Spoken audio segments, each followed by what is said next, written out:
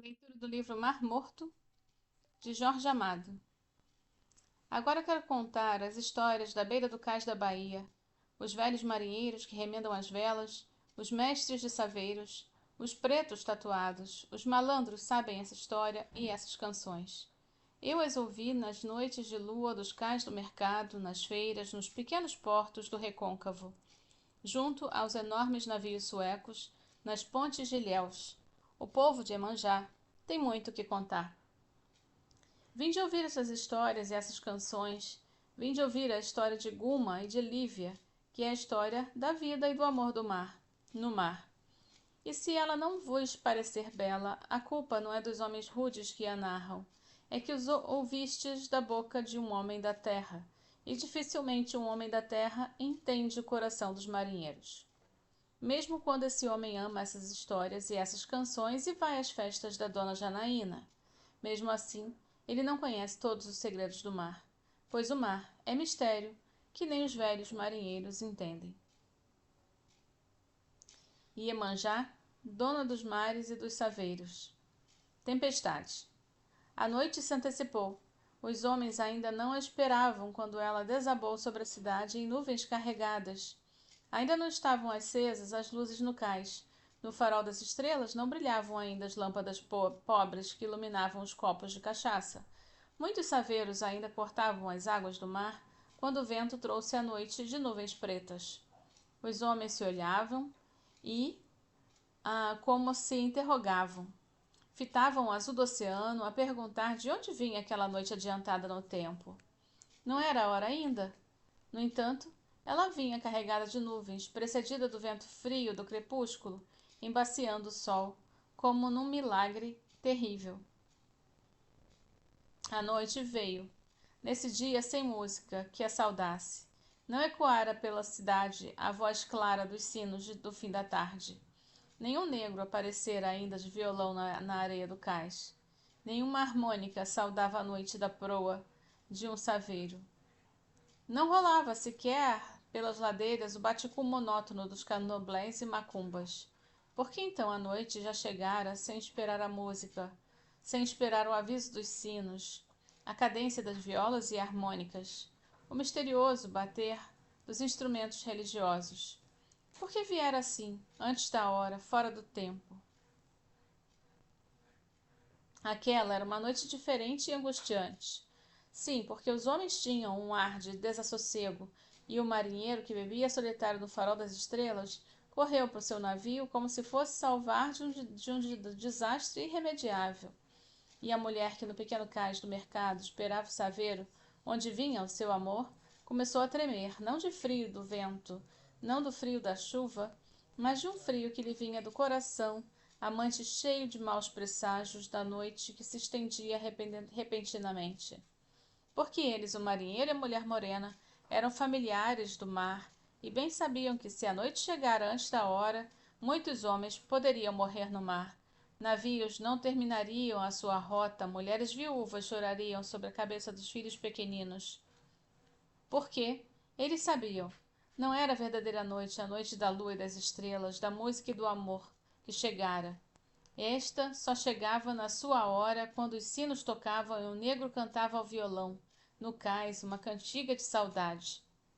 A que chegara, carregada de nuvens, trazida pelo vento, fora a tempestade que derrubava os navios e matava os homens.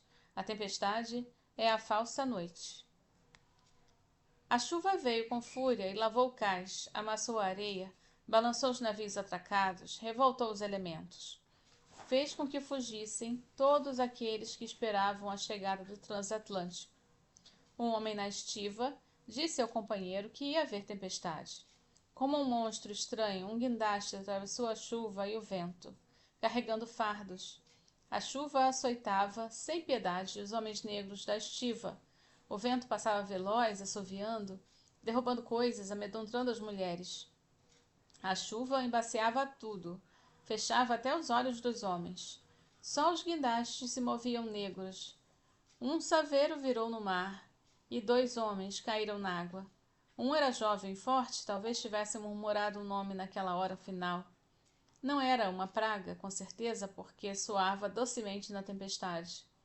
O vento arrancou a vela do saveiro e levou-a para o cais como uma notícia trágica. O bojo das águas se elevou e as ondas bateram nas pedras do cais. As canoas do Porto da Lenha se agitaram e os canoeiros resolveram não voltar naquela noite para a cidadezinha do Recôncavo. A vela do saveiro naufragado caiu no quebra-mar e então se apagaram as lanternas de todos os saveiros. Mulheres rezavam a oração dos defuntos, os olhos dos homens se estenderam para o mar. Diante do copo de cachaça, o preto Rufino não sorriu mais. Assim, com a tempestade, Esmeralda não viria. As luzes se acenderam, mas estavam fracas e oscilavam. Os homens que esperavam o transatlântico não viam nada. Eles haviam entrado para o armazém e mal enxergavam o vulto dos guindastes e o vulto dos carregadores, que, curvados, atravessavam a chuva. Mas não viam o navio esperado, onde viriam amigos, pais, irmãos, noivas, talvez. Não viam o homem que chorava na terceira classe, pela face do homem que vinha na estrada do mar, da terceira classe, e a um lugre que tocara em 20 portos diversos. A chuva se misturava com as lágrimas, a lembrança das lamparinas das suas aldeias se confundia com as luzes embaciadas da tempestuosa. Mestre Manuel, o marinheiro que mais conhecia aqueles mares, resolveu não sair com seu saveiro daquela noite. O amor é bom nas noites de temporal, e a carne de Maria Clara tinha gosto de mar. As luzes do velho forte estavam apagadas, também as lanternas dos saveiros. Foi quando faltou luz na cidade. Até os guindastes pararam e os homens da estiva entraram para os armazéns. Guma, do seu saveiro, que era o valente, viu as luzes se apagarem e teve medo. Ia com a mão no leme, o barco virado de um lado. Aqueles que esperavam o transatlântico se foram em automóveis para lugares mais movimentados. Só ficou um homem que apertou a mão de outro quando ele desceu do transatlântico. Tudo bem? Tudo, sorriu o outro. O que estava aguardando chamou um automóvel e os dois seguiram silenciosos. Os companheiros já estariam esperando. O homem que chegara na terceira classe ficou olhando a cidade de costumes diversos, de língua diversa. Apertou contra o peito a carteira quase vazia e se atirou pela primeira ladeira que encontrou com seu saco de viagem. O cais se despovoou. Só Lívia, magra, de cabelos finos colados ao rosto pela chuva, ficou diante do cais dos saveiros olhando o mar. Ouvia os gemidos de amor de Maria Clara, mas seus pensamentos e seus olhos estavam no mar. O vento a sacudia como se ela fosse um caniço. A chuva a chicoteava no rosto, nas pernas e nas mãos. Mas ela continuava imóvel, o corpo atirado para frente, os olhos na escuridão, esperando ver a lanterna vermelha do valente cruzar a tempestade, iluminando a noite sem estrelas, anunciando a chegada de Guma. Continuo no próximo vídeo.